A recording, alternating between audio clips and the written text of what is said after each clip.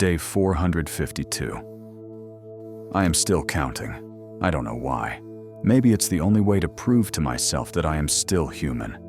To keep track of time. They don't care about time. They only care about hunger.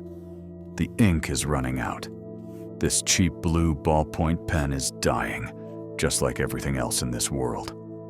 But I have to write. If I stop writing, the words start to rot inside my mind. I forget my own voice. I forget my own name. Is it Tuesday? Is it Sunday? Does it even matter anymore? This attic is my kingdom. 10 square meters of dust, mold, and memories. It used to belong to an artist, I think. There are unfinished paintings turned against the walls. Now, it is a fortress, a concrete tomb. I haven't breathed fresh air in months. The air inside smells of sweat and stale fear.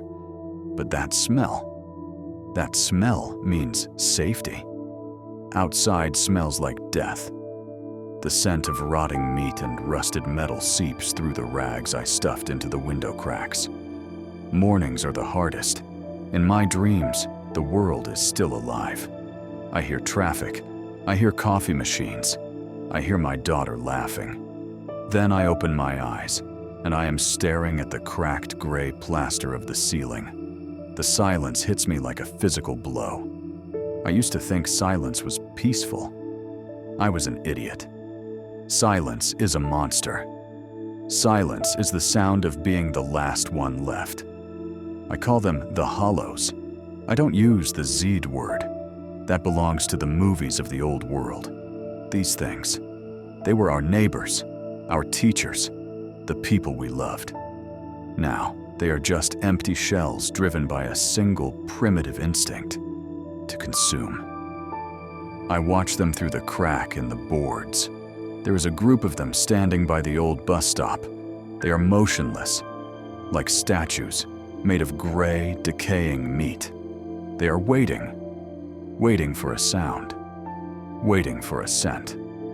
One of them, wearing the tattered remains of a business suit, tilts his head. He looks up at my building. My heart hammers against my ribs. He can't see me. Not from this distance, not in this shadow. But he looks like he sees me. Their senses have changed. They smell fear. I pull back from the window, sliding down the wall until I hit the floor. Routine. That is the only thing keeping me from putting the barrel of my gun in my mouth. Stick to the routine. First, weapon check. I pick up the Glock 19 from the table. I eject the magazine. 7 rounds. Just 7. 7 chances to make a mistake, or 6 mistakes, and 1 exit ticket. I clean the barrel with a piece of old rag. The metallic click of the slide is the most beautiful music left in the world. It is the sound of power. Second, inventory. I walk to the corner where I keep my life. The shelves are looking pathetic. 5 cans of beans, 2 cans of tuna, half a packet of stale crackers, 1 jar of pickle juice. That is it. That is all the wealth I have after 452 days. My stomach growls. It's not just hunger anymore. It's a living thing inside me, gnawing at my ribs. I decide to save the beans. I drink a sip of the pickle juice instead. The salt stings my tongue, but it tricks my body into thinking it has been fed. I catch my reflection in the broken mirror leaning against the wall. I don't recognize the man staring back. His eyes are sunken dark pits. His cheekbones are sharp enough to cut skin. His hair is a matted mess of grease and gray. Is that me? Or did I die a long time ago, and this body is just moving out of habit? The sun begins to set. The shadows in the room stretch out like long, black fingers. This is when the real fear begins. During the day, the hollows are sluggish, stupid. But at night, something changes. The darkness energizes them. They become hunters. They become a pack. I move the heavy wardrobe in front of the door. It scrapes against the floor, a loud sound that makes me cringe. I add a chair, then a stack of books. It's a psychological barrier more than a physical one. If they want to get in, this wood won't stop them. I sit in my chair, facing the barricade, my throne. I hold my bat.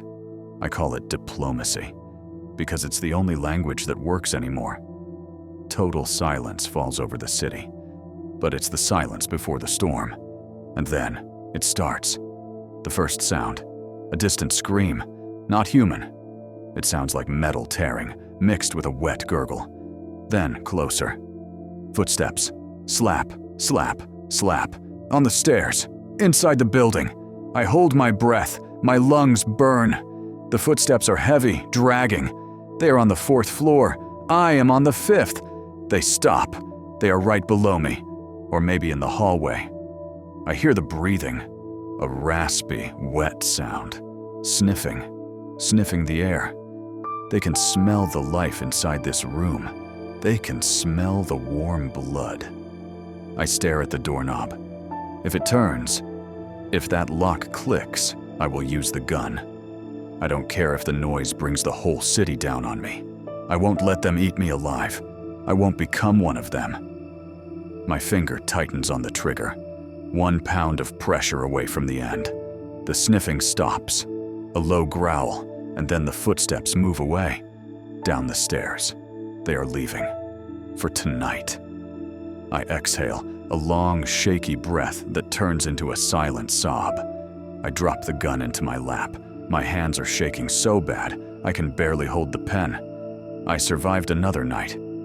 But the circle is closing. The food is almost gone. The water filter is broken. Tomorrow, I have to go out. I have to go down into the dead city. I have to go to that grocery store 3 blocks away. Tomorrow, I dance with death.